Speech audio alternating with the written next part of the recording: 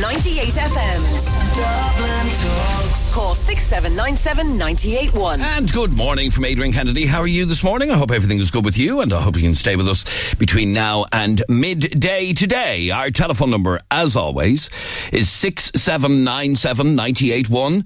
You can text, WhatsApp, or send a WhatsApp voice note to 0877 98 98 98. 0877 98 98 98.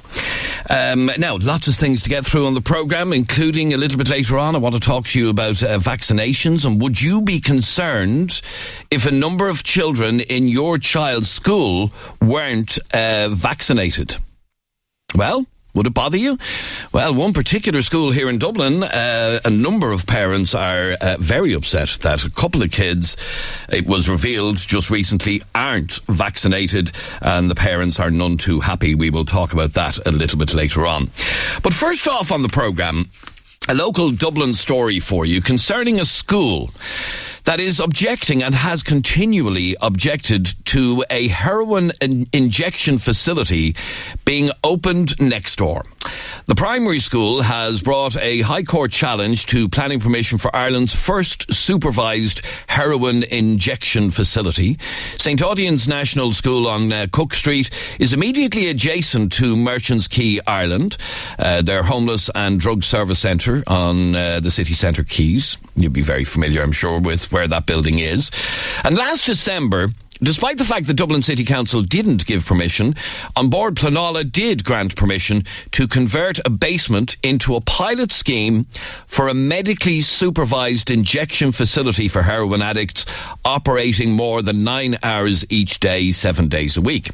Now, the school's Board of Management says, among other things, no account was taken of expert psychological evidence that the presence of the facility would harm the school children.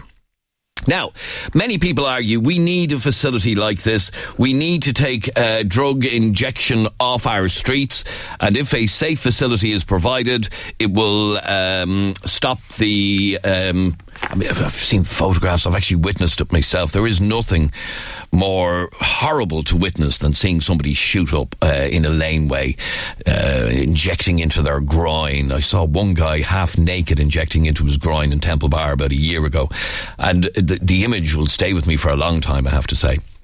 Anyway, St. Audien's National School have issued us with a statement. They say that the school has been concerned about the levels of antisocial behaviour, criminal activity, drug dealing and life-threatening behaviour in the immediate environs of our school for some time. Such behaviours can have a detrimental impact on the staff and pupils of our school. We have consistently, over a number of years, sought to have these issues addressed, but to no avail. When Merchants Quay, Ireland sought planning permission from Dublin City Council to allow a licensed injecting facility to be housed within their premises, the school, along with numerous other members of the local community, raised objections to the application for planning.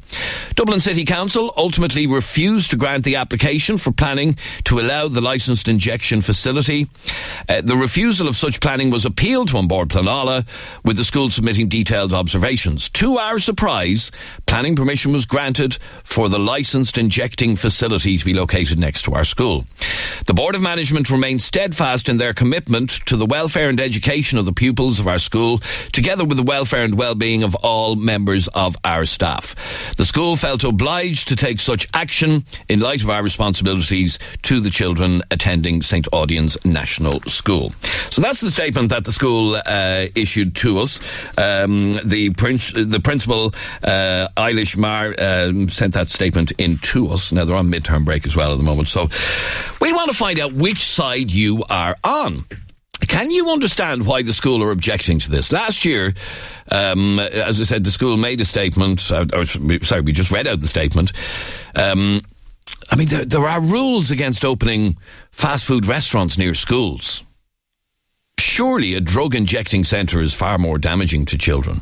Or maybe you're somebody who believes, as Merchants Quay believe, that most of the users and most of the homeless people on our streets are in the city centre, so therefore this facility has to be located in the city centre. I'm joined on the line by independent councillor for Dublin City Council, Mannix Flynn. Mannix, you have long objected to this facility.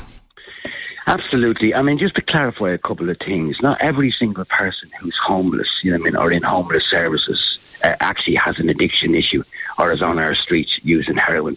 So that's like something that needs to be corrected really, really, really quickly, The other thing that needs to be corrected quickly for the public's sake is that this is not a treatment centre as such. It's not a place where people go to treatment. They simply go in there to use heroin. International evidence across the globe have indicated that these actually don't particularly work. While people don't die inside of them because they're being supervised, they certainly die outside of them. And international evidence, again, would be very clear on these facts, that 99%, 100% almost of those who use the facilities elsewhere also use the streets to inject as well. Addiction is not something that's 9 hours. Addiction is 24 hours. So people are injecting, 24 hours of the day in all sorts of circumstances. 100% of those people that I work with who have addiction issues always ask me, Mannix Flynn, can you get me into a treatment centre? Can you get me detox? So this is neither detox nor treatment centre. And the fact that it's actually being simply dumped here in the city centre, right beside a school, when we have legislation which says that it's illegal to have heroin, is completely mind-boggling. And the school and the principal of the school, bearing in mind that the principal has a statutory duty to protect the children of that school, has rightfully taken a case to the High Court seeking a judicial review of the entrepreneur's granting of planning for this facility at Merchants Quay. Okay, now, I was reading some of the claims from Merchants Quay. They say that 42% of homeless people are in the surrounding Dublin 1, 7 and 8 area, and they believe that this is the right location for such a facility. You obviously don't believe in the whole principle of a drug-injecting facility. Well, again, going back to that statement that you made, I mean, the fact that there's actually, a huge percentage of homeless people in the area doesn't necessarily mean that a huge percentage of homeless people are using heroin or want to use that facility. You need to get these things really, really straight. You simply cannot generalise every single homeless person has been an addict. I know plenty of homeless people, and some of them on the streets, who are not actually addicts, who don't use heroin and aren't shooting up or banging up in laneways. Plenty of them. So that needs to be very clear.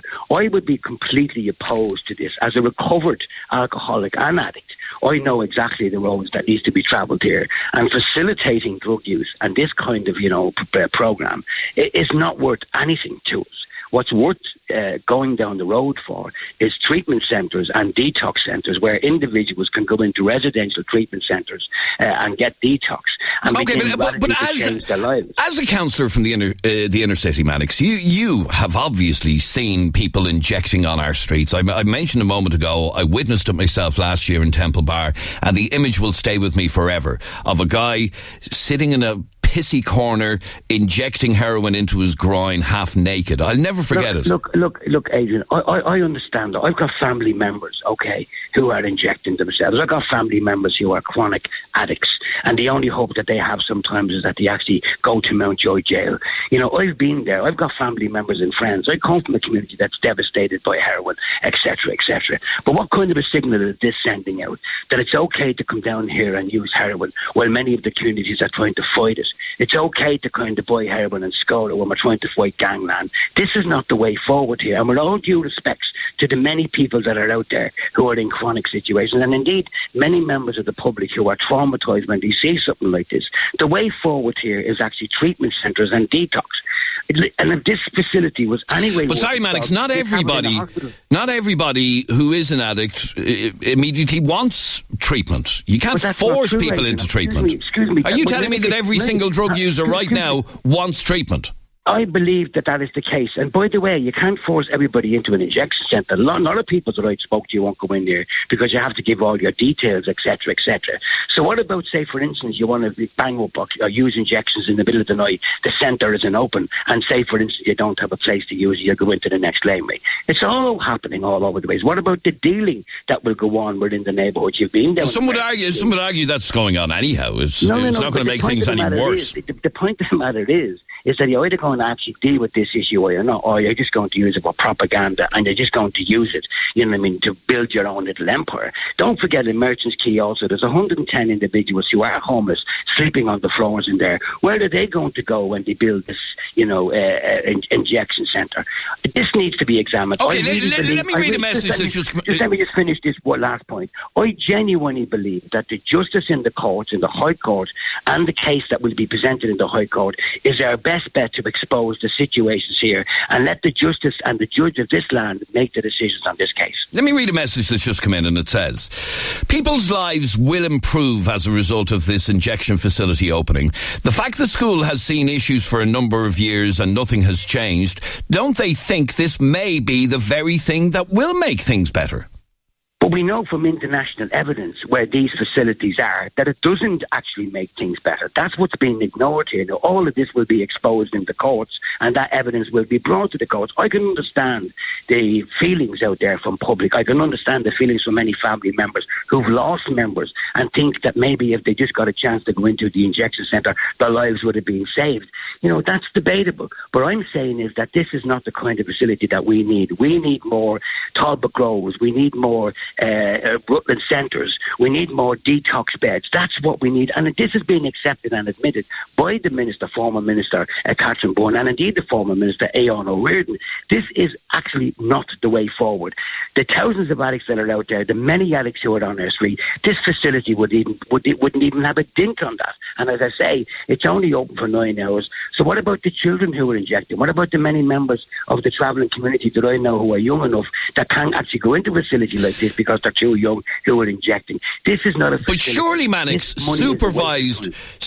supervised injection is better than doing it on the street where you'd no idea what you're injecting and you may well overdose. And we've seen many overdose deaths. Well, actually, in fact, that again is very, very disputed evidence. And again, that will come before the courts as to how many people have actually died of overdoses on our streets.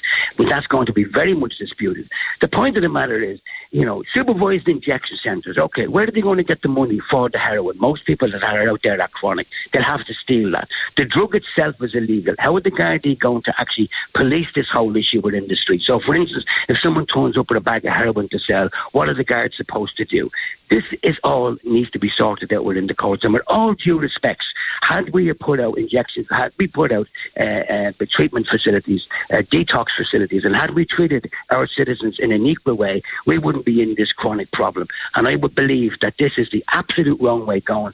And at the end of the day, you know, the school children who go to school here, I know, and I've seen them and I've witnessed them, are completely and absolutely traumatised on a daily basis because they don't know what they're going to see. Let me just read one. Are you telling me, for instance, that if they put an injection centre here, that everybody's going to go along as if it's some sort of daycare centre in St. James's Hospital and the behaviour is going to change? That's not going to happen. Okay, let me just read one final message, Mannix, before I let you go, and it says, Mannix believes it's get clean or nothing. Most of these people will only get clean if they are given the harm reduction help where they're at now. If they don't get that support now, they might never reach the opportunity of getting into rehab. This idea of harm reduction is another piece of jargon. It took me 20-odd years to get clean and well, absolutely. And all of that was about when I hit rock bottoms and I went into proper treatment centres. And after 20 years, I managed to get myself. It's a long, big journey. And I believe that the injection centre played no part in that particular journey because you're aiding and abetting and facilitating drug use and normalising the abnormal. It's absolutely morally and ethically wrong. And what we want and what I'm calling for as a recovered addict and as a member of AA and AA is that we have proper facilities, residential treatment centres and detox, and that will actually go a huge way to dealing with our problems of addiction on the streets of our city. Independent Councillor Mannix Flynn, thanks very much indeed for talking to us. And I would like to hear from you on 6797 981. You can text, you can WhatsApp, you can send a WhatsApp voice note to 0877 98 98 98. Now, Liz, your son actually went to St. Audian's School and witnessed some horrible things. Yeah, he witnessed people being revived. He's witnessing them injecting. He's witnessed them smoking. He's witnessed them having their trousers down around their ankles, either going to the toilet or injecting into the groin. The principal is at the school gates every single morning trying to get the kids into school safely. But there's only so much that can be done. The park across the way, the kids had to have their blinds down to stop them seeing an awful lot of things that's happening. What's bringing into the area, a lot of businesses don't want to be there because they don't want their clients to see all this either. So they're moving also. The crime in the area, the amount of people that's being affected by it, it's just not going to stop. Okay, but one of the things you mentioned there a moment ago is that your son witnessed injecting and stuff like that. Yeah. Isn't that the exact idea behind this, so that kids like your son won't witness that sort of thing? But this injection centre is only going to take in so many in a day. It's not going to take. But surely it's better than. I mean, let's hypothetically say it'll take in 100 people off the street, stop them injecting on the street. That's 100 less people that your son or kids like him from that school might come across. I'm all for the injection centre, but it does not need to be beside a school in the city. So where does it need to be? It could be put up beside a hospital. It could be put into a different area, not beside a school. There's so many children. Why do the children have to be protected in this also? The addicts need this, but the children have to be protected. These are the kids that have to see this, going into school, seeing what they're after seeing. I mean, it plays on their minds. My son used to come home and tell me what he's after saying, and it's just not right. And look, I think any parent listening to us would agree that it is not right that a young child should witness somebody injecting heroin or all of the other antisocial behaviour that he may have witnessed. However, isn't the idea, you say you support the idea of a centre, of an injection centre. Merchants Quay claim that evidence points to the need to locate such facilities where potential clients are based. And that is, whether we like it or not, where potential clients are based, in the city centre. I know, and it's all day. Like Merchants Quay, they can say what they like. The needles are not getting cleaned up.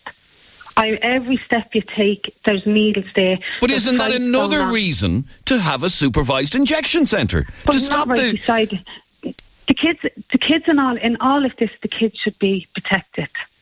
In all of this, everybody should be protected. Addicts should be protected as well. But these are innocent children. They don't need to see this before going to school or letting it, because it's often played on my uncle's head when he's lying in bed. And then he's worried for me coming home. He used to be worried for me coming home from the school, not knowing was something going to happen to me coming home. You obviously believe, and not only should Merchants Quay not be allowed to open an injection centre, you don't believe Merchants Quay should be where it is? No, not beside the school. I really don't. I mean, in that area alone, the tourists, in the whole lot in the area, it's all gone. Everything is stopping. Businesses are moving. Everything is being affected by it. Okay, stay there for 1 second, Liz. 6797 981 is our telephone number. Text, WhatsApp, or send a WhatsApp voice note to 0877 98 98 98. 0877 98 98 98. Elizabeth, I'm going to talk to you straight after the break.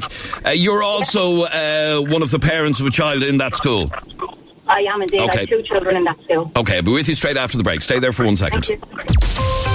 The sound of the city, from Clondalkin to Clontarf. Dublin Talks. 98 FM's Dublin Talks. A lot of reaction coming in to what we're talking about, and that is, as you may know, on board. Well, firstly, Dublin City Council originally turned down planning permission for an injection centre at Merchants Quay, Ireland. I'm sure most of you know where Merchants Quay, Ireland is. But then On Board Pleanála subsequently granted planning permission. And now the school, which is close by, St. Audien's National School, has lodged an appeal against Board Pleanála's decision. They're very upset. They believe that it will lead to increased levels of antisocial behaviour, criminal activity, drug dealing and life-threatening behaviour in the immediate environs of their school.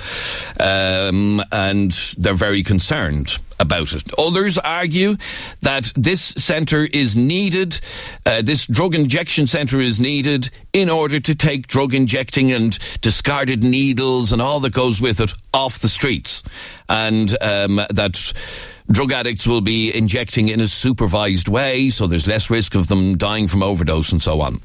And that's what we're talking about. And I'd like to hear from you on 6797 981. Sorry, lads, where have I to go next? One. Andy, you're on 98 FM. How are you, Andy? Not too bad, yourself. Now, Andy, you live on Cook Street. I do indeed. Which is exactly where St. Audien's National School is. Yeah, just down the road. And you say that you could write a book on what you've seen. Oh, I could write a trilogy on what I've seen down there.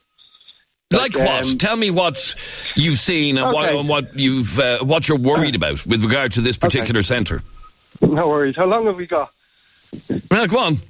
Try me. Okay, so recently there I saw a guy so out of his face. He'd been trying to urinate in public and he was unable to put himself back in.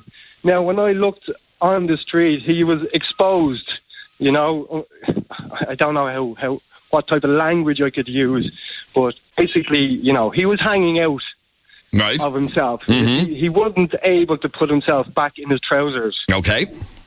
I've seen my neighbour stand over bodies that were nearly dying or have died.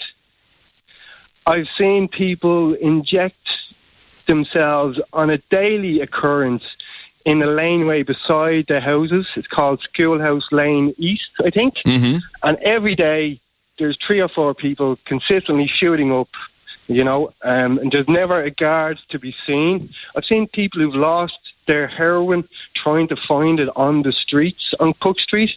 Okay, but let me ask you, and Andy, you wouldn't be the first person. In fact, I've witnessed it myself. I saw 2 drug addicts. This is daily. Yes, no, I accept that, and I don't live around there, and I've still seen it myself. But let me put it to you that part of the reason for having a drug injection centre is to take that crap off the streets.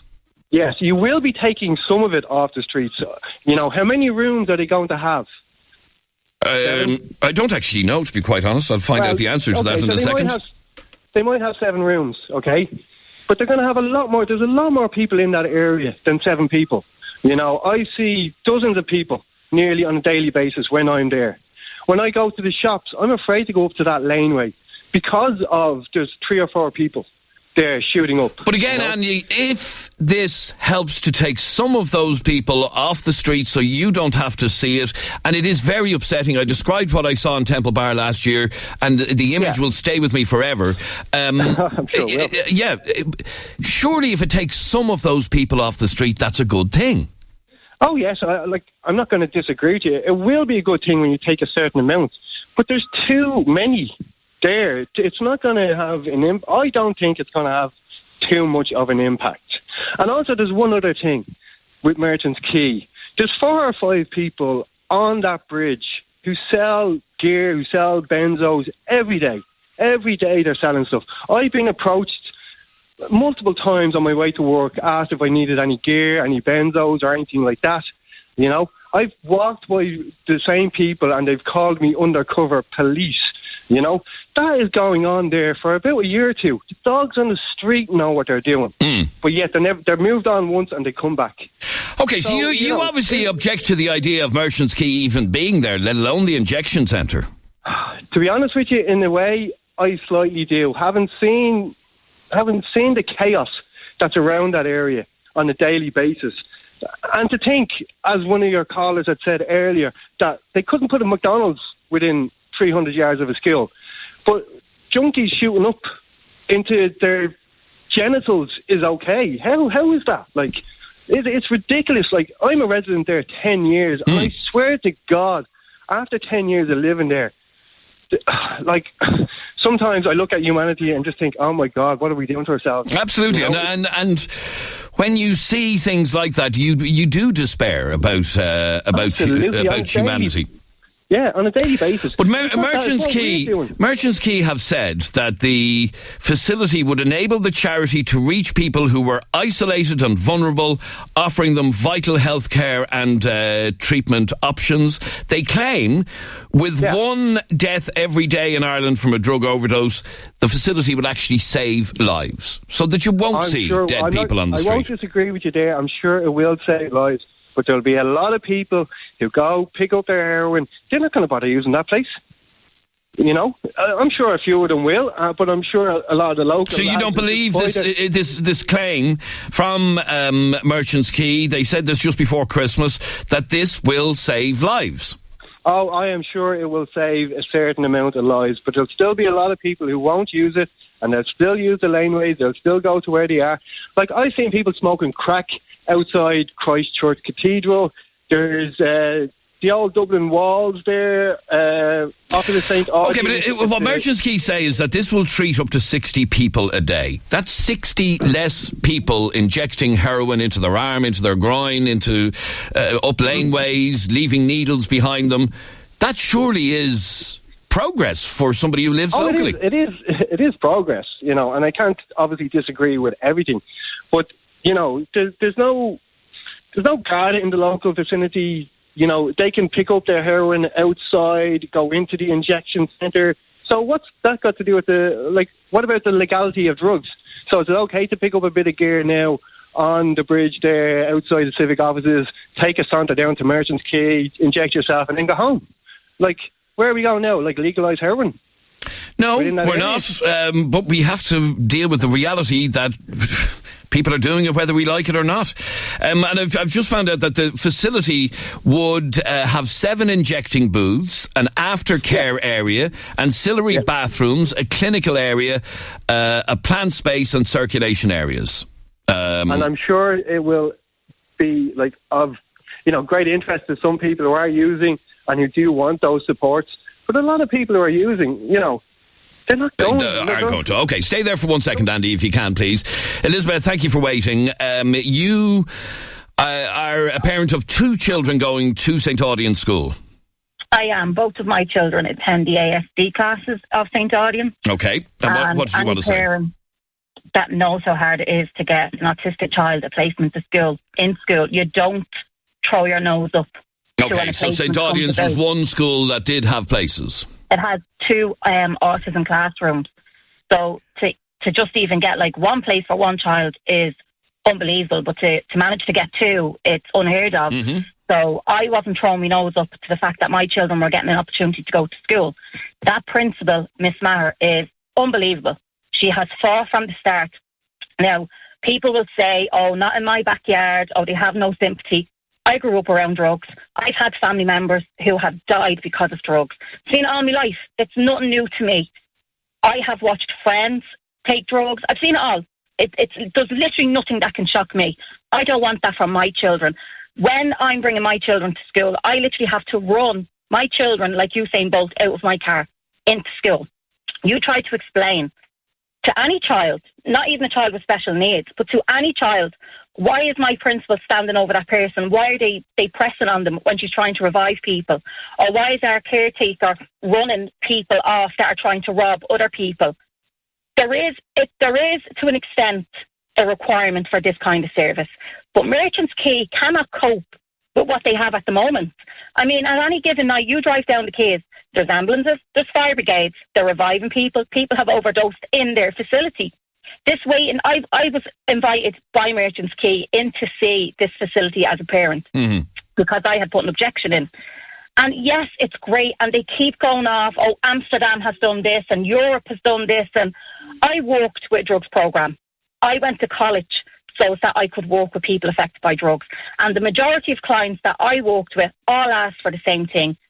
We need treatment facilities. We don't want to stay on drugs all our lives. They get to a stage where they actually do want help. So they come into these drug programs, but there's nowhere else to send them once they finish in a program because there's not enough beds. There's not enough treatment facilities. It is great in a sense. Yes, they will take them off the street, but the overflow area that Merchants Quay are talking about, that's just not going to work. They can't cope with the antisocial behaviour down there at the moment as it is. The drugs is just going to be like the 90s. Elizabeth, so obviously, again, you object even to Merchants Quay being where it is anyhow. Because Merchants Quay cannot cope with what they have at the moment. There's constantly killings. Dublin Bus moved a bus stop because people were being intimidated, they were being robbed, everything was going on. They hide their drugs in the statues of the church. I mean, Jesus Christ. It's just, if there was a proper policing plan, if Merchants Quay could cope with what they have, maybe there wouldn't be so much objection to this, but they literally cannot cope with what they have, and that's just a basic need. Surely that's not their fault, Elizabeth. Surely that's the fault of the Gardaí, that there isn't enough of a Garda presence around there. Absolutely. But how can Merchants Quay say that they can go ahead and they can provide this and they can provide that and everything is going to be rosy in the garden, when realistically it's not? The drug addict does not care where it's going to get its next fix from or where they're going to go and get their next fix. Yes, they might reach 20 people or 30 people. But you're talking, there's another 80 or 90 people that's going to go all around the area. And this malarkey that I can't, of course, my child is in the car, that they don't travel. They get taxis in. They're on the bus with their free bus pass. I spoke to a bus driver who does that 40 route. She put an objection in because she said she sees on a daily basis, she's picking them up in Singlis or wherever our bus route is, and they're all coming into the city centre. It's because... OK, but let me just... as I mentioned earlier on, one of Merchant Quay's arguments for having the centre where it's located is that the majority of the drug use happens in that area, or in the greater city centre area. And that, unfortunately, Elizabeth, is a fact. Where the merchants... No, it is a fact. Yes. It's a fact because everything has been thrown into this area. There's wet hostels, there's dry hostels. God loves the homeless people in hotels and hostels with children, and their children have to witness this. There's literally no consideration. John Burton was able to put an objection in over social housing in Castleknock because it didn't go with their plans out there. Are you having me on? Social housing. OK, let me read a message that's just come in and just get your reaction to it. I can understand why parents are unhappy having an injection centre beside their school, but the argument that some won't use it is ridiculous. If it's not built, it means every heroin addict in the area has nowhere else to go. So even if it takes even one addict into the centre, it is better. And this was the point that I was making to Andy a moment ago. If it takes some drug users off the street to inject their heroin or do whatever it is they do, that has to be a good thing. That has to mean your kids or you or whatever don't have to run around like Usain Bolt to try and avoid them. But for every one that they take off, there's still 10 or 15. And like every drug user deserves the same humanity, not just one. It's needed all over the country, not just in the city centre that they have already oversaturated. If there wasn't as much as what's in this area... OK, and let's accept that it is needed elsewhere. But without opening one... And let's remember, Elizabeth, this has been talked about for years. Oh, no, I know. Anna Liffey's put in for it as well. So why not make it into Anna Liffey? If we don't open one to see how it works, then we'll never know. But why didn't they put it up in a hospital? Why didn't they put it on the grounds of a hospital, considering they're claiming it as it will be a medically supervised injection centre? So if it's a medically supervised injection centre, surely then it should have been put on a hospital ground where if, God forbid, someone does OD, yes, they can revive them by giving them Narcan or whatever it's called, but they still need to bring them to a hospital. So that's getting an ambulance down, probably getting the fire brigade back out. Why wasn't that put on a medical ground? OK, stay there for 1 second and let me go to Caroline. Caroline, you live in the area as well. Tell me what you witnessed when you opened your front door. Just a couple of weeks ago, I opened the door, and next of all, there was a guy sitting in the corner, just out on the doorstep, with his trousers down around, injecting into his groin. And he didn't know where he was. And I tried to ask him to move, but sure, I was talking to the wall. There was no getting through to him. And this is not only one. This is nearly every day this is happening. I've seen it on the Christchurch Cathedral. The tourists in the area, they're walking up and down and they're looking as if to say, "What the hell? God, we're in the city centre, and look what's around us." And there's not only audience, there's the Francis Street School there, only a couple of 100 yards up the road as well. Now, to witness something like that on your own front door is horrific. Like I said, witnessed it in Temple Bar last year. It wasn't on my front door. I was able to walk past, but I found that horrific. Surely that guy who was doing that on your doorstep, if there's any possibility that he will inject his heroin in the facility, that's better for you, is it not? But they're not going to do it, Jeremy. We all know that. If they want their fix, they'll do wherever they are to do it at the time. I actually had 2 girls. I don't think anybody wants to be injecting on your doorstep. They would prefer to have somewhere better to do it. Yeah, but why would they put it next to the next to the school? Why not bring it out, as the lady said there previous, to a hospital grounds, where if they need help, there'll be help on site for them. So you object to Merchants Quay being where it is anyhow? Yeah, because I pass it every single day, and there's out blatantly 9 o'clock in the morning. You go down, and there they are, just swapping tablets, whatever they do. So where do you move it? Where do you put it, Caroline? Bring it away from the schools. Bring it away from the tourist area. But where is that? God only knows. Yeah, that's the problem. We'll find out. Some will help with it. But like Christchurch Cathedral, one of the main tourist attractions in the city centre, and Guinness is a couple of hundred yards up the road, and we have all these in the middle of it.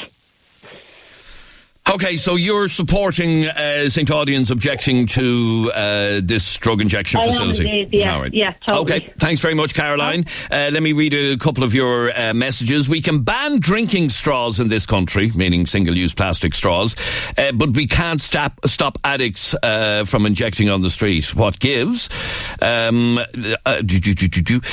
The point that girl is trying to make is, why draw even more people into that area? Weigh it up. What's more important, children's education or addicts injecting cleanly? It might sound harsh, but the kids are more important.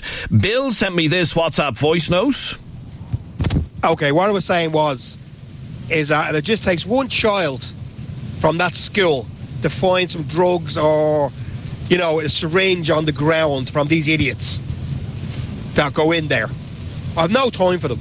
It's all self-inflicted. I've no time for them. I really haven't. One child is all I'll take, because them idiots will drop syringes, or they might drop that bag of heroin or something like that, and it just takes one child to pick it up. That's it. Okay. World gone mad. All right, Bill, and finally a WhatsApp voice note from Dan. Hi, Adrian. Dan here. Just on your topic there, Merchants Quay. I think it's actually a brilliant idea that because it'd stop, if it's supervised injecting facility, it'd stop people overdosing on the street. But at the same time, people would be using it as a McDonald's. They'd go in, they'd inject, and then they'd feck off, And so I don't know whether that's a good thing, but at the same time, it will save lives. Dan. All right, Dan, thanks very much indeed. I don't know how he was able to speak with the noise of the radio in the background, but anyhow, Dublin City is a kip with crime and drugs, and now we are helping by providing drug addicts with places to take their illegal drugs. This country just keeps getting better. Jail them all, says that message. And another message here, lads, it's only a good thing to have an injection centre in the city. I honestly think they should be all over the place, and it would stop addicts doing things in public. I worked in addiction, and addicts want help, and there is not enough help out there. I understand parents being upset, but the addicts will come off the street and then won't be doing drugs outside near their school. You will probably have people hang around the area, but it will clean up the area.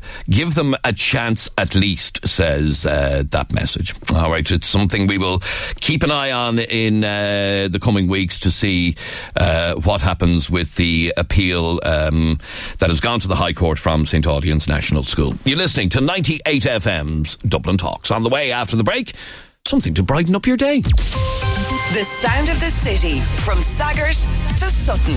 Dublin Talks. 98 FM's Dublin Talks. It's Tuesday morning, it's 98 FM. I'm Adrian Kennedy. That man there is Mr. Jeremy Dixon. Don't call me Jeremy.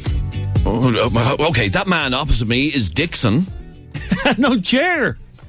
Oh, Jer.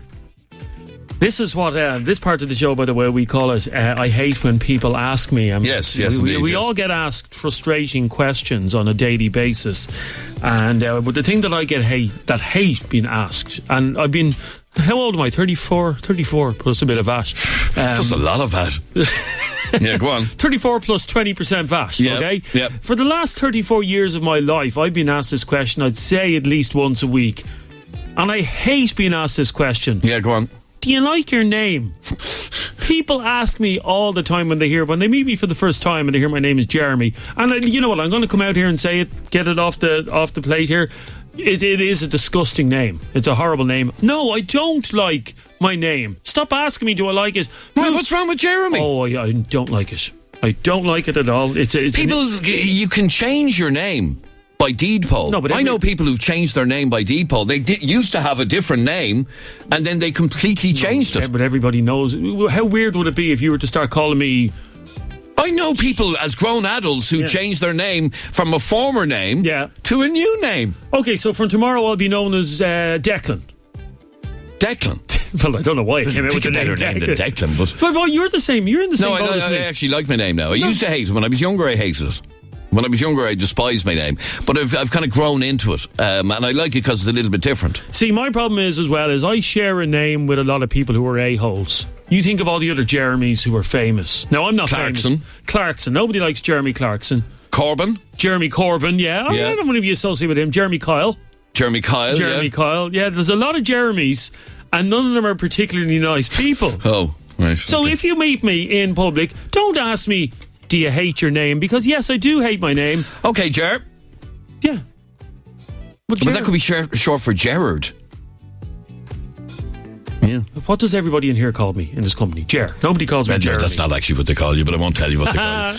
Now, yes, so this is the part of the show that we call I hate when people ask me. These are questions. This is something that people ask you regularly. So you're a taxi driver, for example. We spoke to one last week. I hate when people ask me, are you busy today? Or is it busy on the rank? So what is it that you hate when people ask you? Call us right now on 6797 981. You can text, you can WhatsApp, you can send a WhatsApp voice note to 0877 98 98 98. Angela, I hate when people ask me. Is my boyfriend my son? Oh, that's a little bit awkward. Now, are you a cougar? Big time. Okay. So, can we ask numbers here? What age are you? I am 45. You're 45. And the boyfriend? 27. That's exactly half. Well, it's not exactly half. It is exactly half. But there's... give or take. 18 years in the difference. Yes. Now, okay, he could be, he's the right age that he could be your son. Yeah. Yeah. So, it really bugs you. It kind of does, because it's a little bit embarrassing. Like, we were in the bank one day and the woman behind the till said, do you want your mum to do this? And he went, not my mum. Oh no. Well, that's actually very embarrassing for him as well if he's 27 to be asked, isn't it though? Yeah. We don't listen, we get a laugh out of it as well. Like, it's happened a few times. And how does a cougar like yourself pull a young man like that? Because I am who I am. Why wouldn't you love me? Now, I'm just looking at your this is a bit creepy now, but I've just logged onto your Facebook page. That's very creepy. I happen to know her surname. We're friends anyway. So yeah, we're Facebook friends. And I'm looking at a photograph that you put up, and we were obviously away on holiday somewhere, were you? We were just, I think that one was down the Cliffs of Moher. You were down the Cliffs of Moher, and... does he look like he could be your son? There, Adrian, you judge. Now, Adrian's going to judge by this photograph. No, not really. I personally don't think we look like there's like 18 years between us. And do you help him with his homework at night? Stop. You can't say that. Here, I'll give you a better one. We went down to Dingle with friends of mine there a couple of weeks ago. We had a great laugh because they were like, Angela, will they have a cot for him in your room? So it's an ongoing joke. When we go to the pub, will you give him potatoes and orange? Stop. Now, the problem I would have with that is there's a whole 2 generations between you. And does he understand things that you'd be talking about? Because I know in work, myself and Adrian will be talking about TV programmes that we used to watch as kids. Like, we were talking about the A-Team in the office the other day, and the young ones sitting opposite us at our desk didn't have a clue what we were talking about. Yeah, no, I mean there is a generation gap. There's no point. But you cope with it well. Yeah, we do. Yeah. All right. Well, fair play to you, Angela. Great laugh. And can I say as well? I just say, Jeremy, I love your name. You wouldn't suit any other name. I can think of a couple other names that would suit me. No, I think it's a great name. Pick one and change it. Leave it with me.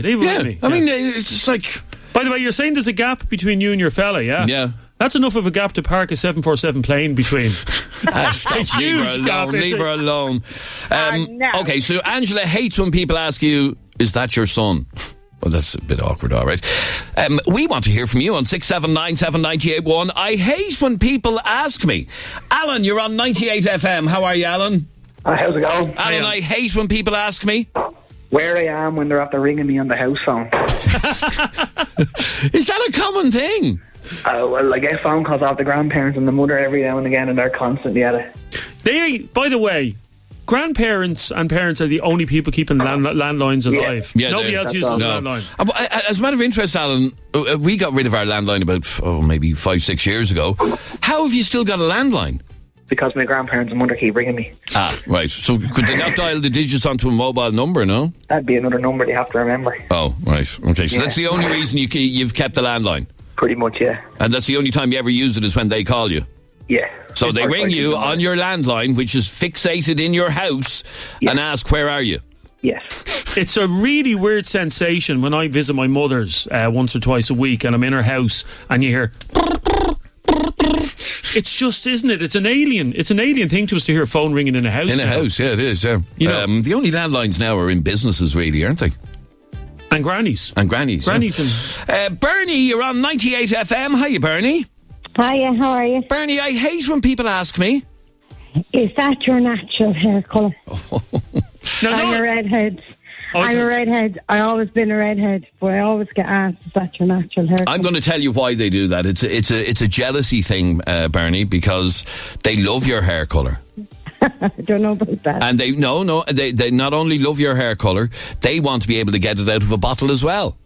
Well, that's true. It's not it's very popular now. But when I was younger, I got tormented. So are you ginger red?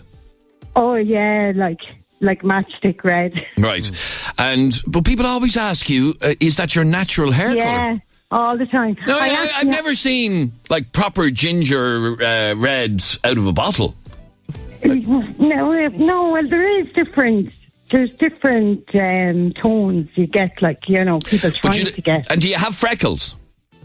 Well, yeah, in the sun, when the sun comes out. But I have 2 redhead boys, and I remember years ago we were down in Waterford, and I'll never forget, one of my lads, he looked like Chucky, because he had spring curls and fiery red hair. Oh, right, okay. And we had an American come over, a lady come over and asked him, could you cut one of his curls off? And what... I'm sorry, does he... Freaky, that is. Yeah, does he look like Chucky? Well, he did, but he didn't.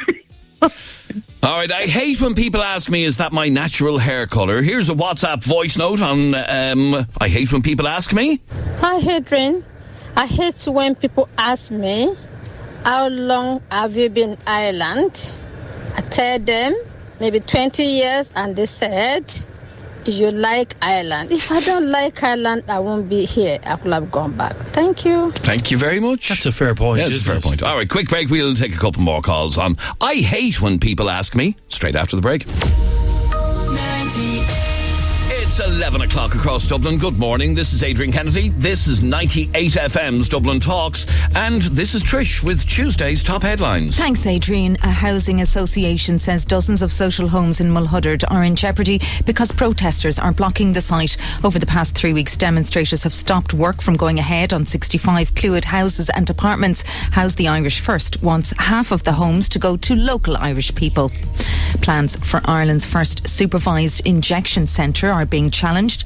Management at St Auden's National School in the inner city, which is located nearby, has gone to the High Court to stop the centre from going ahead. A woman has been arrested in connection with a murder in Lucan last year. The body of Wayne Whelan was discovered in a burning car at Mount Andrew Rise on November 18th. He'd been shot and killed before the car was set on fire. 2 men were arrested yesterday. One has been released without charge, while the second man remains in custody. And students at UCD are demonstrating over rent hikes this morning. The price of on-campus accommodation is to rise by 12% over the next 3 years. And you're up to date on 98. 98 FM's Dublin Talks. Call 6797 981. And this is Adrian Kennedy. I hate when people ask me. That's what we're talking about. And here is a WhatsApp voice note from Lauren. I have tattoos on my arms and they're portraits of my kids. And during the summer when they're out, I do always have people asking me, oh, they're lovely. Are they your kids? So it all depends on how I feel. I usually say, no, they're my neighbours, and leave it at that. That's very annoying. I have one. Oh, sorry, there you are. Sorry, this is a weird one from a mate of mine. He's originally from Africa. Okay. I hate when people ask. And he hates when people ask. He says, Jeremy, please read this out as I can't come on. I hate when people ask me, do I burn in the sun? I'm sick of answering it. Of course black people can burn in the sun. They get sunburned as easily as white people. Now, I don't think it'd be as easy, would it not? Because a black person's skin is more adaptable to the sun. Is it though? Well, okay, you put me and him. Now, I don't know if you've ever met my mate Simon. No. But if you put me and Simon, on the equator together and left us there, I'm going to burn before he will. Are you though? Oh my God, I get sunburned if I walk in front of a car's headlights. Oh. Yeah, that's how bad I am. But yes, yes, I will answer the question for you, Simon. Yes, everybody, stop asking people who have dark skin if they sunburn, because yes, they do. Okay, thank you. Where am I going next? I am going to Noel, is it? Norel. Oh, Norel. Yeah, different. That's very different. I've never heard that name before. So it's Norelle. Yeah. Do you like your name? Yeah, well, I have no choice.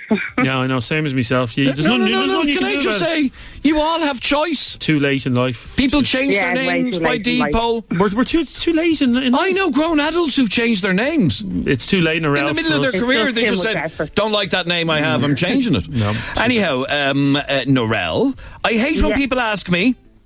I hate when people ask me where I last had it when I lost something. It's so annoying. Because if you knew where you last had it, you would go there and look, wouldn't you? Yeah, 100%. Yeah, very, very frustrating. I have another one that I didn't say on the thing as well. I'm a twin, and I hate when people ask me what it's like being a twin, because I obviously don't know what it's like not being a twin. Oh, yeah. Oh, that's very true. I have to be honest, Norel, I ask twins that question from time to time. How often do you meet twins? Well, no, only on the programme last week we had a woman on who's a twin, and I said, what's it like being a twin?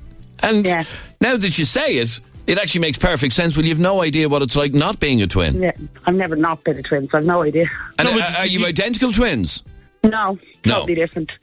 But do you have any other siblings, or is it just the two of you? No, there's a lot of us. Oh, well, then you know what it's like not to be a twin as well, because you have a brother or a sister who's not a twin. Yeah, but I'm always still the twin, always. Never been referred to anything else. Well, I've always been fascinated with identical twins. It has to be really weird to have somebody who's the image of you. Yeah, I'm kind of glad she isn't. Yeah. Jeez, I wouldn't wish on me worse enemy. No, nor would I. Imagine someone else looking like you, Adrian. No. Anyway, thanks, Norel. Thank you. I hate when people ask me. That's what we're talking about. You can send a WhatsApp voice note to 0877 98 98 98. Kelly, you're on 98 FM. Hi, Kelly. Hello.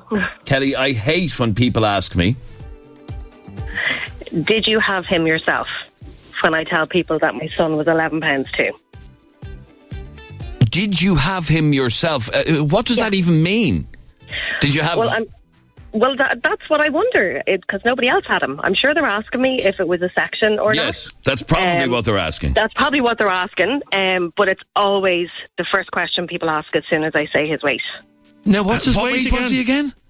11 pounds too. Oh, that's a bruiser. Good weight for a Good weight for a turkey. What are you in the snapper? Yeah, was that what he said in the snapper? Yeah. Well, that was only £7 12 ounces. It's some bloody turkey if it's £11 2 ounces. It's a lot of turkey. It's a lot of turkey. He was a bruiser. He was a big baby. Yeah. And he's 6 now, and he's still, he would always wear clothes kind of a year or two ahead of him. Right, okay. So obviously they look at, when they hear the weight he was when he was born, they think, how in God's name could you give birth to a child that size? You must have had a section. Yes. Yeah. But did you have him yourself?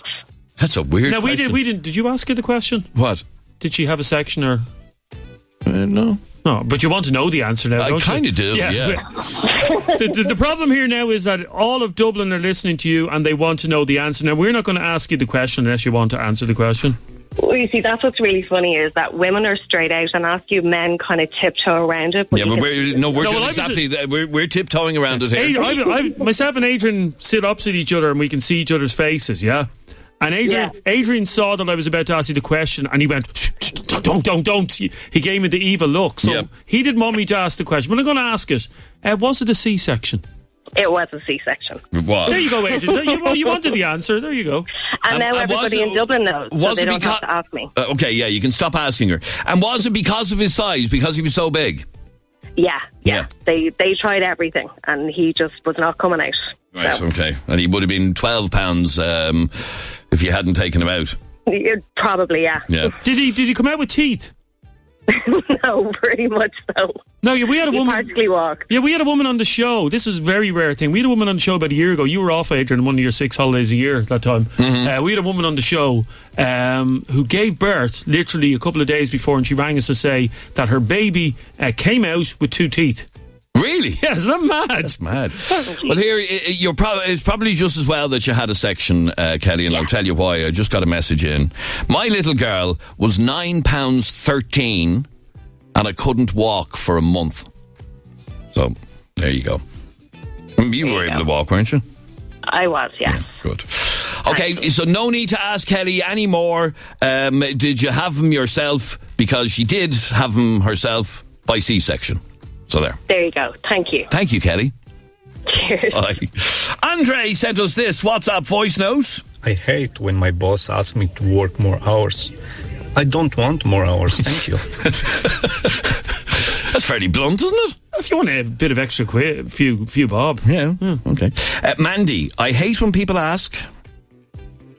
Hello, Mandy. Hi. Hi, Mandy. How are you? Not bad. I hate when people ask, what's for dinner? I'm referring to children asking what's for dinner, as well as adult children. What's for dinner, Ma? What's for dinner? I had a 20-year-old going out to college this morning. Yeah. At 9 o'clock. Ma, what's for dinner? Same 20-year-old. Never eats dinner. So before he even headed off to college... She was asking... Oh, she was asking... what's for dinner? And... She'll come home. I assume you haven't planned dinner at 9 o'clock in the morning. God, no. No, of course not. Hadn't even planned breakfast at 9 o'clock. No, you look in the fridge and see what's there. And what would happen? What would happen if you said today, screw them? Screw them. I'm not going to do it. I'm going to go off for the day myself. I'm going to go off and do some shopping. What would happen if they arrived home and there was no food? Would they cook themselves? Carnage. There'd be absolute carnage. Okay. The eldest guy is 27. He'll come in from work. If there's nothing there, he will cook for himself. Right. But would never think, I have 7 kids, would never think that any of his 6 siblings might want dinner as well. Okay, he'll just cook for himself. He'll cook for himself and head off somewhere and eat it on his own. Oh, yeah. But they're all the same. Every one of them, what's for dinner, what's for dinner. The solution... And I could give them 10 options, what's for dinner, and they'd all go, nah. The solution, Mandy... Sorry, did she just use the word options? Yeah. Sorry, in our house there was 2 options: eat it or go to bed hungry. Yeah. Yeah, that was the option when I was growing up too. And in fact, somebody else just texted in saying the exact same thing and saying that woman just robbed my pet hate. I hate when people, my kids primarily, ask me what's for dinner. Says that message that came into us a while ago, actually. So you're not alone, Mandy. It's the most annoying thing in the world. Here's what I think you should do, yeah? I think you should go on strike for a week and see how they cope. Right. They'll soon appreciate you. They'll soon stop asking you. They wouldn't. They'd live on cereal. So oh, right, okay. All right, good to talk to you, Mandy. Thanks very much indeed. We'll squeeze in another couple. Lana, you're on 98 FM. I hate when people ask me. I hate when people ask you what you do for a living and you tell them you're a dance teacher and then they go on, show us a few moves. And you're like, sorry, okay, hang on now. Very annoying. I have something kind of similar. I was at a thing the week before last and a girl came up to me and she said, that girl over there said you're Adrian Kennedy off the radio. I listen to him every day. Will you speak to me? Oh, yeah. Let me hear your radio voice. And I said, what do you want me to speak to you about? I want to hear your voice. And I said, well, I'm speaking to you. No, like you're on the radio. Say something like you'd say it on the radio. No, I won't. It's very annoying, Lana, isn't it? Very annoying, yeah. Very As if you're going to start strutting your stuff in front of somebody there and then. Yeah, stand in the middle of a shopping centre and everything. Yeah, this woman wanted me to say, you can call, text or WhatsApp 0877. No, I'm not doing that. No. Yeah. Thanks, Lana. Danielle, you're on 98 FM. Hiya, Danielle. Hi. Danielle, I hate when people ask me, do you work here when you're standing in the shop in the uniform, or you have a big trolley full of stock and you're filling it all out and they say, sorry, do you work here? Well, I have to be honest, Danielle, I possibly ask that question the odd time because you could be a sales rep from somewhere just putting stuff on the shelves. Could you not? No? No, not if you have the shop wrote all over your top. Oh, yeah, maybe not, yeah. And your name tag and everything. Oh, yeah, probably, yeah, okay, that's a bit of a giveaway, yeah. And what shop do you work for? Oh, I couldn't tell. It's a state secret. You couldn't tell? Yeah, it's a state secret. What's going to happen if she tells? I guess sacked. No, the Or reason maybe I will tell. I've always wondered about those name tag things. Are they actually your names? Yeah, but I turn it the other way so you can't see. No, because a friend of mine... Why? You don't want people saying, how are you, Danielle?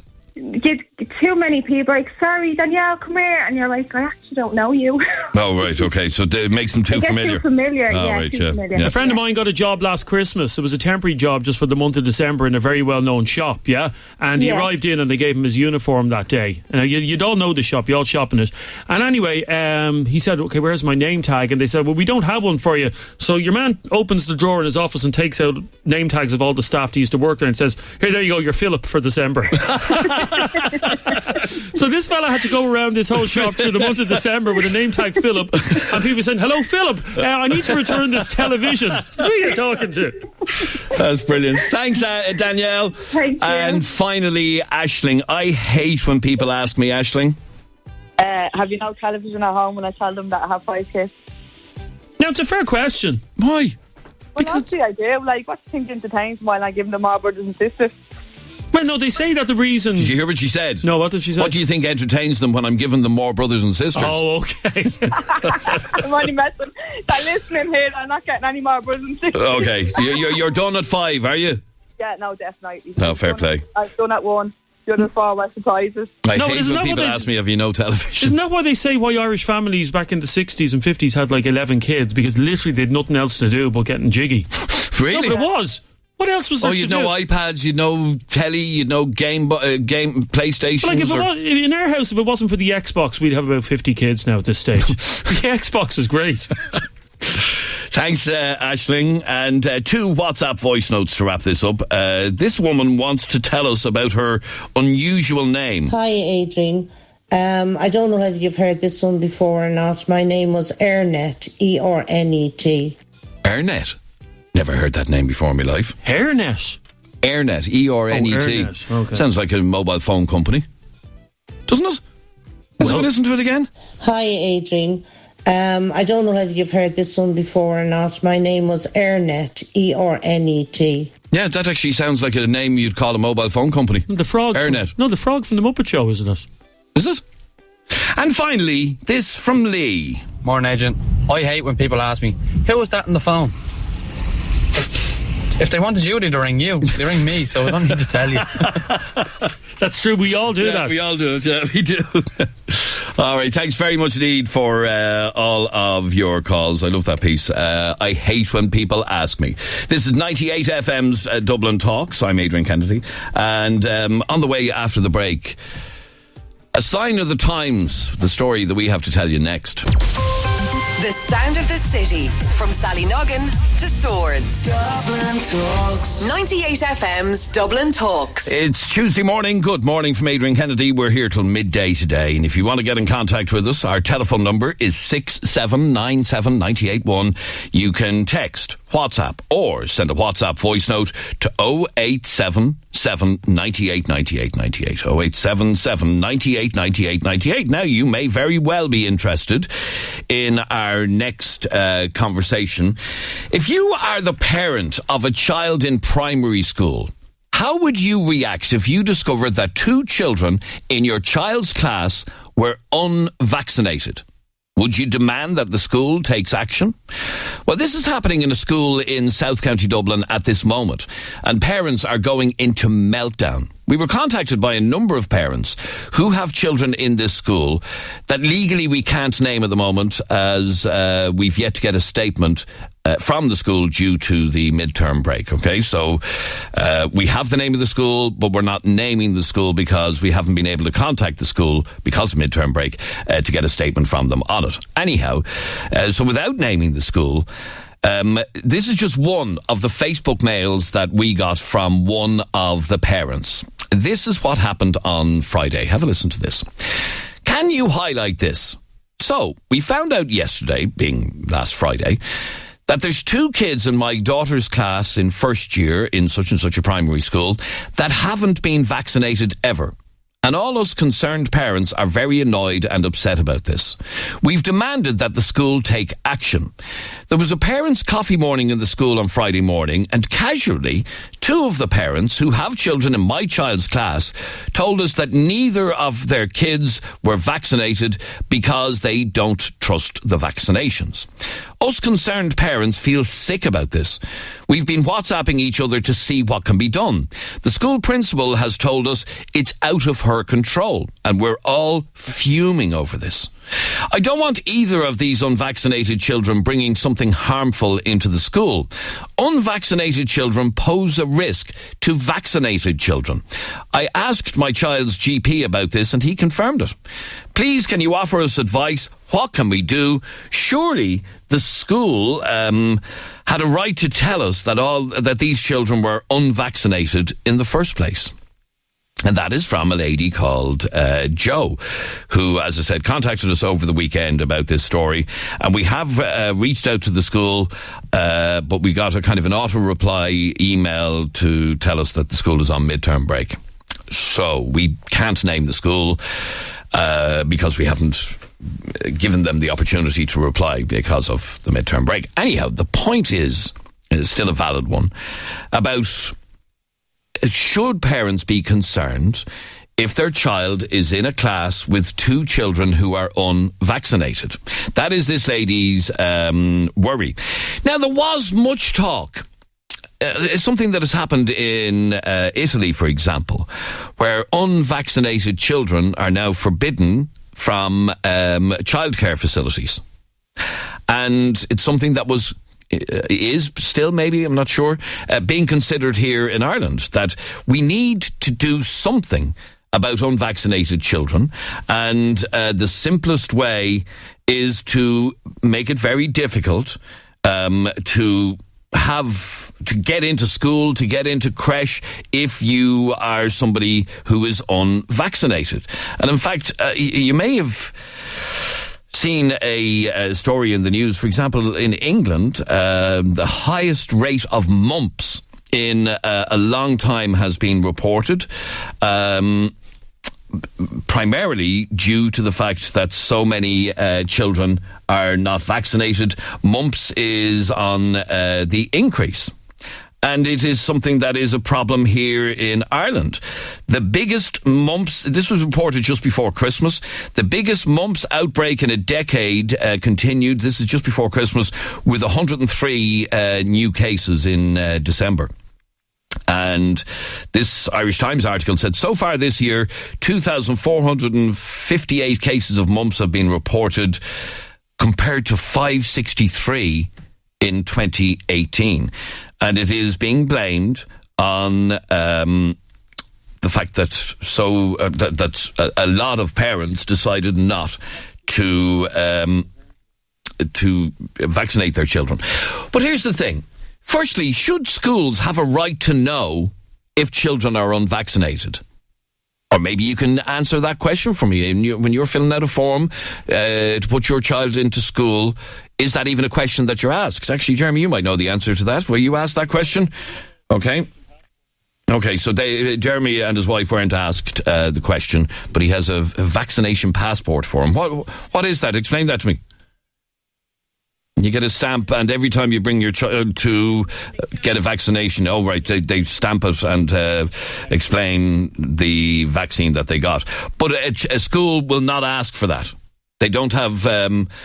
it appears they don't have the God-given right to ask. Okay, I'd like to hear from you on 6797 981. You can text, you can WhatsApp, you can send a WhatsApp voice note to 0877 98 98 98. 0877 98 98 98. Alma, you're on 98 FM. How are you, Alma? Hi, how are you? Now, Alma, your point is that kids can pick up diseases that they're actually vaccinated against. Yeah, my daughter had all her vaccines. All my 3 kids had. She picked up rubella. Mm-hmm. She got a mild form, but now if that was the mild form, I wouldn't like to see anyone get it when they weren't. Because rubella is very nasty. Yeah, she was very, very sick. She was on anti-inflammatories to relax her muscles. She was on antibiotics. I thought it was growing pains because apparently it affects your muscles and she couldn't lift her arms up but we found out she had been in contact with someone with rubella. And she had her vaccinations, and that was a mild form. So if she hadn't had her vaccinations, she would have been a very sick child. Okay, now, so she came in contact with somebody who wasn't vaccinated. And obviously, your risk of getting rubella when you're not vaccinated is obviously much higher. And only for your daughter had her vaccination, she would have got a much nastier dose of it. Oh, yeah. Yeah. She was very sick for 2 weeks. Really, really sick for 2 weeks. But the point being that had that other child had their vaccinations, which I'm assuming she didn't, your child wouldn't have got it. Yeah, no, wouldn't have got it. No. So, thinking along those lines, then these parents in this particular South Dublin school have a reason to be annoyed. Oh, I think so. Yeah, I think every child should be vaccinated. And I know that people are going to say, "Oh, we're not going to autism, all this, that."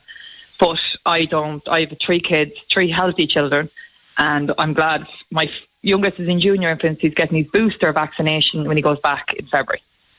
Okay, because I was reading earlier on that children and adults between the ages of 11 and 30 who have not had 2 doses of the MMR vaccine or who are unsure if they got the jab are to be offered a free vaccination. And this is because here in Ireland, the increase in the cases of mumps. Yeah, and I believe it's going to get worse because I know there's a lot of people who don't want to, and younger people like in their early 30s or 20s, late 20s, are not vaccinating their kids. Now, you obviously believe, and from your personal experience, your child contracted rubella from an unvaccinated child who had rubella. Your daughter wouldn't have had it only for that child wasn't vaccinated. Yeah, basically, yeah. And thankfully, your child was vaccinated because what was described as a mild dose was actually quite severe. Yeah, it was. Yeah, she was very sick for 2 weeks.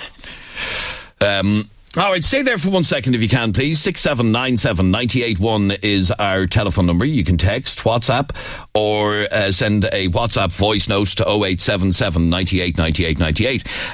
Carol sent me this message. She says, Adrian, I don't understand how a vaccinated child can pick up something from an unvaccinated child.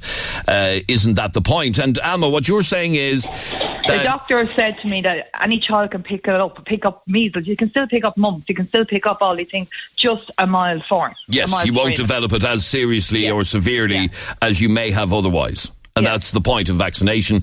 And in some cases, it actually prevents you getting it altogether. But if you do get it, it will be a milder dose. Yeah, basically. Okay, stay there for a second. 6797 981 is our telephone number. Would you like... by the way, this isn't an anti-vax topic per se. This is a conversation about whether or not you think parents have a right to know whether there are unvaccinated children in their child's class. You just heard what Alma said. Her child contracted rubella from another child who hadn't been vaccinated, which is how they got it. And her child thankfully developed a mild dose of it. So it doesn't totally prevent you getting the things that you're vaccinated against, but it does give you, if you get it, you'll have a slightly milder dose. Now, Lauren, you're on 98 FM. How are you, Lauren? Hey, good morning. Lauren, can you understand why the parents in this particular school are upset and angry that 2 kids in the class are unvaccinated? I do, but I don't see what the school can actually do about it because, like Jeremy, we were never asked about our kids' vaccinations whatsoever, like in the school. So I don't see I don't think the school have any interest in doing anything about it. But I do think that parents should be told, obviously not who the kids are, but to let people know that there is kids that aren't vaccinated. We had a case of measles in our school a couple of years ago from unvaccinated kids, and luckily it didn't spread. But it is a case that your kids can't pick it up, obviously, but just a milder. So you're still at risk. The child is still at risk. Mm. And at more risk if they're hanging around with kids who aren't vaccinated. Absolutely, and you just don't know who those kids are, because, in a creche, you're asked for your child's vaccine passport to go into a creche, but it's not in a school. I don't understand why schools don't ask for it. I really don't. They ask for your baptismal cert and they ask for stuff like that, but they don't ask for if your child is vaccinated. I don't understand why you don't. Okay, now apparently, I'm just being told by our Katie that the school that she's put her child's name down for say they will want to see his vaccination passport to show that he's got all his vaccines. I do think that's the way we're heading. I think that ultimately it is going to cause an issue in the future for parents whose children aren't vaccinated. Yeah, and I don't understand the case now. It should be a case now. Okay, stay there for 1 second, Lauren. Let's have a listen to this WhatsApp voice note from Stacey. Never really thought about that, to be honest with you. I have 3 kids and 2 in primary school, and never really was an issue. The only thing I will say is when they were going to crash that you had to give in the vaccination passport, so they had to be vaccinated to get into preschool and crash Okay, now that's individuals' crash rules in some crashes, but it isn't the law. It isn't the law that a child cannot get into a creche if they are unvaccinated. And a lot of creches do, but it isn't Irish law, where it is law in other countries. And we're asking whether or not it should be law here, that children who are not vaccinated cannot get into creches or schools for that matter. Or maybe you think that is none of anybody's business, and if a parent makes the decision for whatever their reasons to not vaccinate their children are still entitled to an education and creche care like every other child.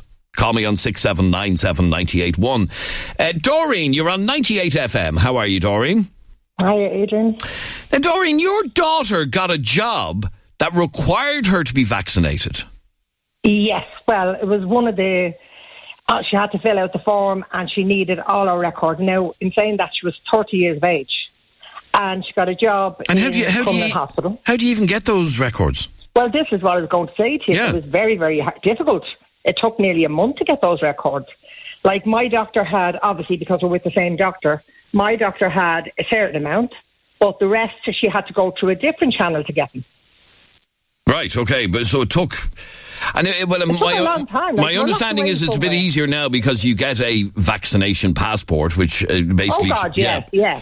And you can hang on to that then. She definitely wouldn't have got the job if she wouldn't have been able to access these records. Okay, and this was a job in the medical field?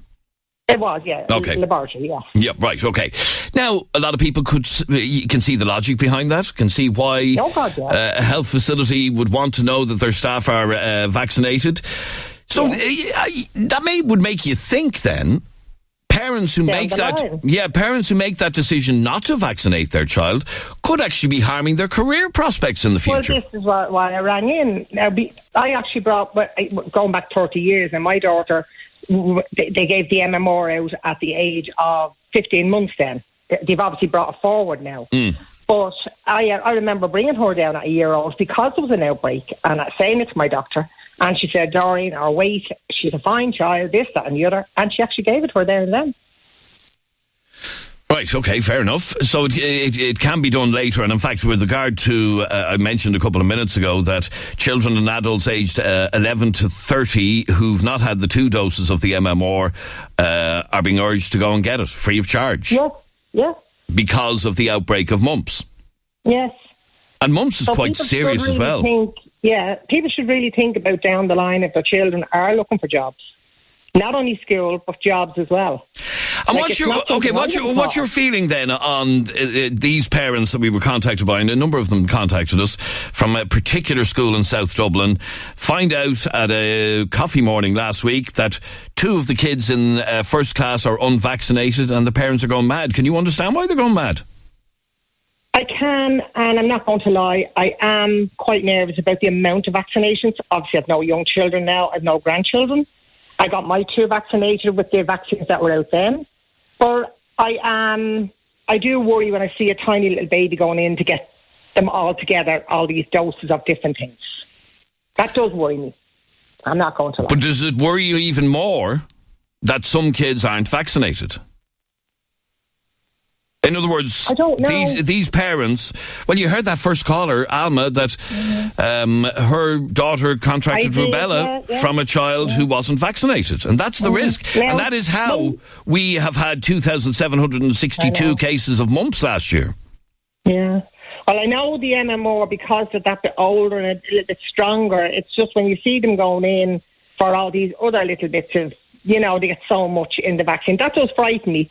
Saying that, if my daughter or my son was to come in and say, like, their girlfriend or whoever was going to have a baby, it wouldn't be my choice. It would be theirs. I talked to them, but it would be their choice. Right. I wouldn't turn them off it. Well, I was just reading earlier on with regard to mumps. Mumps is a highly infectious and dangerous illness which spreads very easily, particularly in homes, creches, playgroups, camps, schools and universities. It can be a serious illness and can have life-changing repercussions in some instances.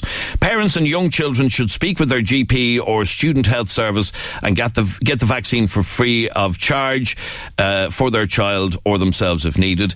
At the moment, 91% of children in Ireland have received 1 dose of MMR by 24 months. And while this is a good uptake by international standards, it's below the target of 95%. So that's 9% of children. And if you think of an average class, that would make sense. In this particular class, there are 2 kids that aren't vaccinated. 9% of children aren't vaccinated against an illness that could, and I'll read what it says again, could have life-changing repercussions in some instances.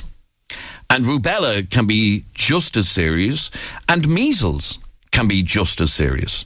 So the MMR vaccine protects against measles, mumps and rubella, and 9% of parents have chosen not to have them.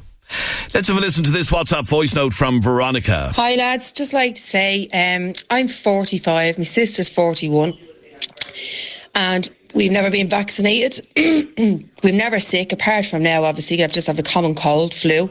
But other than that, we don't have anything at all. On the other hand, my kids have all been vaccinated.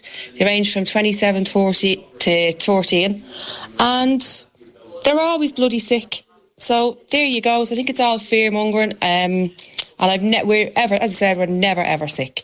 So there you go. Well, Veronica, I could also say I'm somebody who was vaccinated as a child, and I'm also never ever sick. Touch wood and all that, but no, I'm never sick. Never get a cold, never get a cough, and never had the flu. And I was vaccinated, so I've obviously a reasonably good immune system. Where am I going next? Jerry, I'm going to talk to you straight after the break, if you can stay with me. You believe it is nobody else's business if you choose not to vaccinate your child?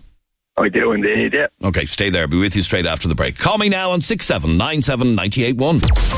The sound of the city, from Stony Batter to Stepaside. Dublin Talks. 98 FM's Dublin Talks. And this is Adrian Kennedy with you until midday today. We're talking about a message that came into us, and in fact we've received a number of them, but this is the one that was best written, and I'll read it to you. We found out yesterday being last Friday, that there are 2 kids in my daughter's class in first year in such and such a primary school, which is on the south side, by the way. We have reached out out to the school, but they're on midterm break. But anyway, they found out that 2 kids in the class first year haven't been vaccinated ever, and all us concerned parents are very annoyed and upset about this. She goes on to say in her message that there was a parents' coffee morning in the school on Friday, and casually 2 of the parents who have children in my child's class told us that they'd never had their kids vaccinated because they don't trust them. Us concerned parents feel sick about this. We've been WhatsApping each other to see what can be done. The school principal has told us it's out of her control. We're fuming over this. I don't want either of these unvaccinated children bringing something harmful into the school. Unvaccinated children pose a risk to vaccinated children.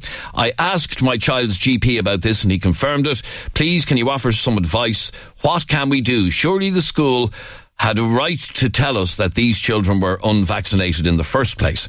And it would appear that many creches will ask you that question, will ask you for the child's vaccination passport, but schools not so much. Some do, some don't. And we're asking whether or not this should be, I suppose, the law. Jerry was to be on with us, but can't for some reason. This is the WhatsApp that Jerry sent in to us. How are we going, Adrian? I suppose people's medical records are their own business. For instance, if the child had HIV, hepatitis, or any contractable disease, you know, they'd still be allowed to go to that school. You can't get vaccinated against these things. It's a parental choice. There is a lot of, again, I'm not saying it's right, but there's a lot of information out there to say that these vaccines have negative effects as well. Plus, if a child is vaccinated, so they can't catch it off the child that isn't vaccinated to begin with. It's a very strange one, but I think the parent has a right to choose. Okay, the parent has the right to choose, says Jerry. Tom, you don't believe parents should have that right? No, definitely not. Absolutely not. So you believe that vaccination should be mandatory? Absolutely, yeah. It should be mandatory. Yeah, go ahead. Okay, so I'm a parent, and for whatever reason, maybe I've read stuff online, or maybe I just have an issue with vaccines, and I decide I do not want to get my child vaccinated. What could the country possibly do? Grab the child off you? Well, I don't know what they could possibly do in terms of... like mandatory vaccination is needed at this point because the spread of fake news on social media is destroying people's trust. Absolutely, I agree. And I've read some of it, and some of it is horrific and would scare the living daylights out of you if you're a parent who wants to believe it. But all of the leading medical experts the world over recommend that this is safer than not. Definitely. And those experts need to be trusted, and that's the bottom line. These are conspiracy theorists. A lot of people agree with that. But let me go back to the point about a parent's right. Okay, if I am a parent of a young child, surely it is my right to raise my child the way I see fit. Yeah. Well, the answer to that is very simple, and there are plenty of people out there. There's a recent case in Ireland where a couple were arrested for mutilation of their daughter. Correct. Yes. And those parents believed that what they were doing was in the best interests of their child. This is the female genital mutilation case. That's correct, yeah. And those parents believed, I'm sure, on some level, that what they were doing was in the best interest of their child. Mm-hmm.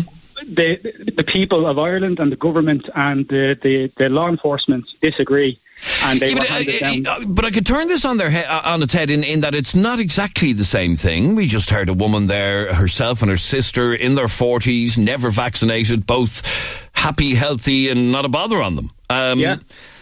So it's slightly different to the genital mutilation case. Of course, I mean it's definitely not as black and white, strange and as black and white. But in this case, these are people who are facilitating the spread of diseases that were at one point under firm control, nearly gone, nearly eradicated. I got the MMR when I was a child. There's nothing wrong with me. I never had mumps, measles, or rubella, thankfully, because my mum got me vaccinated. And when it comes to a point where people are making decisions for quote unquote the best interest of their child and being pro-choice and having the choice to do so. If it is harming other people, harming other children, or harming their own children, but in terms of the law, and it is the law, for example, in Italy, that children can be refused from creches if they're not vaccinated. Okay, that's law. Yep. Now, most creches here will ask for a vaccination passport, but it's not law. Yep. What would you say to a message like this that we just got in a second ago, and it says, I've a 12-week-old and still not got vaccinated. I don't agree with my child getting a stranger to put the flu into her body. Yeah. But it's not just the flu, by the way. That is an extremely unknowledgeable and uneducated person that's saying that, because they clearly don't understand the mechanisms behind vaccination. They don't understand the science that goes into it, the work that goes into it, what governments do to make them available to their public. Yes, it is a form of a virus being injected into a person, a dead form of the virus, so that their body can copy the virus and have a defense against it. That's the mechanism behind the vaccine. And what people are saying is that there are children growing up with deformities or learning difficulties because of some vaccines. They blame those vaccines, even though there's no proof that the vaccine actually caused it in the first place. And so, like I said, 9% of parents have not had their children vaccinated, according to most recent figures. 91% have, but 9%. So that's 1 in 10 children nearly are not vaccinated. And as I said, that particular class in that particular school in South Dublin, 1 in 10 have not been vaccinated, and these parents are not happy. Again, I'll come back to the point. If a parent point blank refuses, what do? Do you prosecute them? Well, I mean, if it was to be made law, I mean, it's clearly working in Italy, where it's law that, if a child is to attend creche, they have to be vaccinated, and that would just fall into a general law that if the parent is refusing to get their child vaccinated, that they won't be admitted into these facilities. And this is where you get into constitutional issues. In that, in our constitution, every child has a right to an education, and you would withdraw that right to an education from an unvaccinated child. Well, there would need to be legislation drawn up in terms of what to do in this situation. What really needs to happen is the government needs to step in and start educating people properly.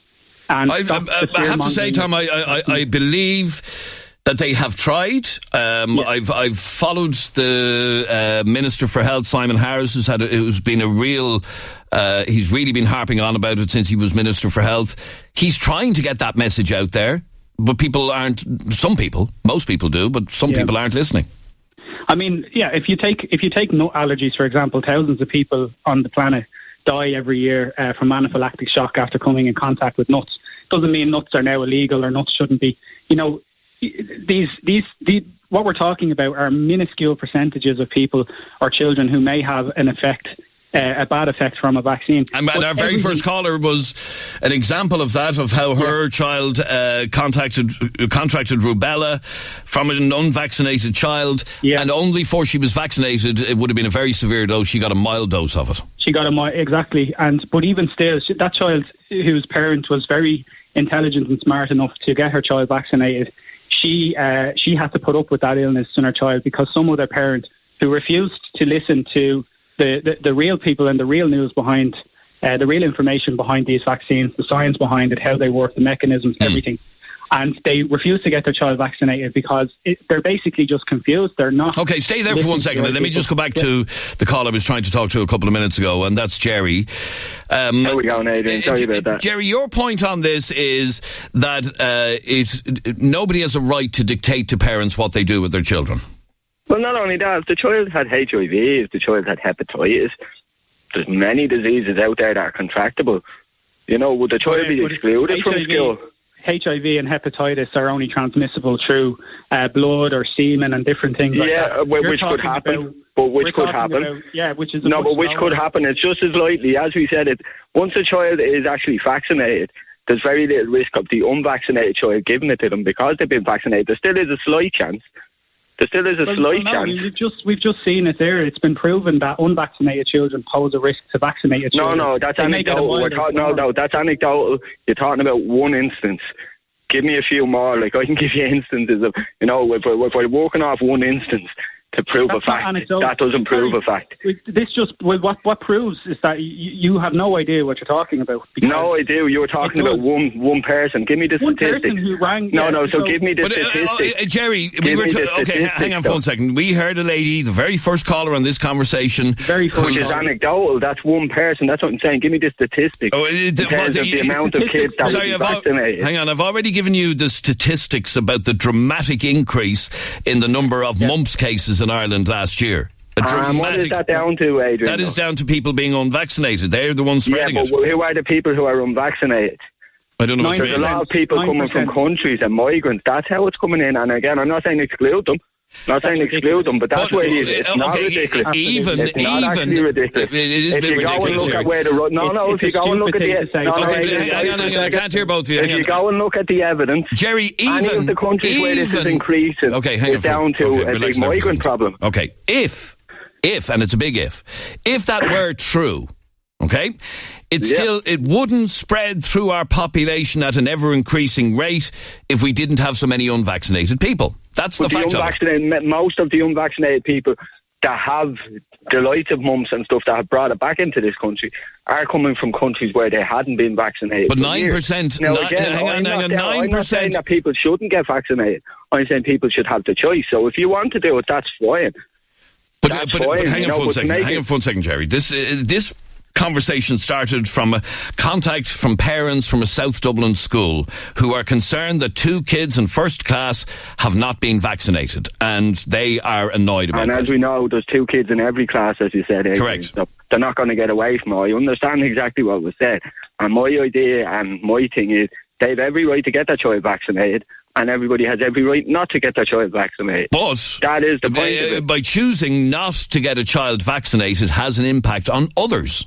Not just your child, well, the on same others. As what about, I can give you anecdotal evidence of, people who have got these vaccinations and, their children have been left with severe deformities from it. I can give you less than anecdotal evidence when you look at the thalidomide babies that were born in the 60s. Okay, but we learned from that. There is both sides of it. So that's the thing. People should be allowed to choose. What happens if the government decide tomorrow, we've all to get this, we've all to get that? That's what the point of it is about. Again, these people have an unvaccinated school for unvaccinated people. Okay, let me just read out a message that is something I think is important to mention. Can you please reiterate that people on treatment living with HIV are undetectable and therefore untransmissible? They cannot pass it on. The men speaking right now are feeding into stigma, which I'm very happy to do and very happy to clarify. Let me just have a listen to this WhatsApp voice note from Adrian. Make it a law that every child is vaccinated. Some of those vaccines cause children to be infertile when they're older. Some of them can kill you. Get your child vaccinated. And I understand what you're saying, Jerry, that the state doesn't have a right to dictate to parents what they do with their children, and that parents have. Then that's the conversation over and done with, Adrian, because they don't have the right to dictate. Therefore, job done. But the whole idea of this discussion is to bring it to the stage where the government are able to. That's what I'm opposed to. That's what I'm opposed to. And that's what many people are opposed to. And again, for that man to call me uneducated... just for a second, Adrian. For that man to call people on the other side uneducated, I'm not calling him uneducated. If I'm capable of being fooled, he's also capable of being fooled. So if you look at how any investigation would go with anything, you look at where the money lies. So again, there's another one for you. For that man to insult every other person on the other side saying we're brain dead and we're stupid, when nobody's calling them stupid or brain dead, it just shows you. If you argue the fact, Jerry, just a matter of interest, have you children? No. If you did, would you vaccinate them? Probably against measles, mumps or rubella, or do it the old way. But as for a lot of the new vaccinations, no. All right. Thank you very much indeed. One final message. People like that man need to understand the risk unvaccinated kids pose to sick children. Children who can't be vaccinated due to medical reasons.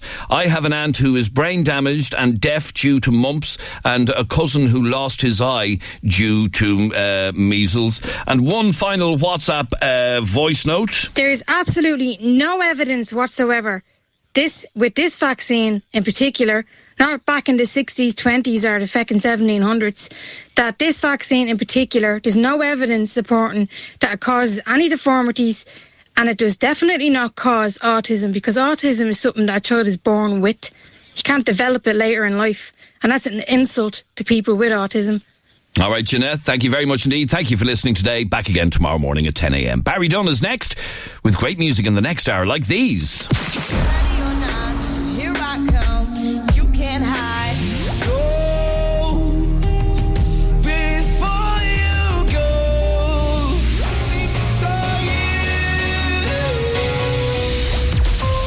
The sound of the city from Blackrock to Ballyfermot. Dublin Talks. 98 FM's Dublin Talk.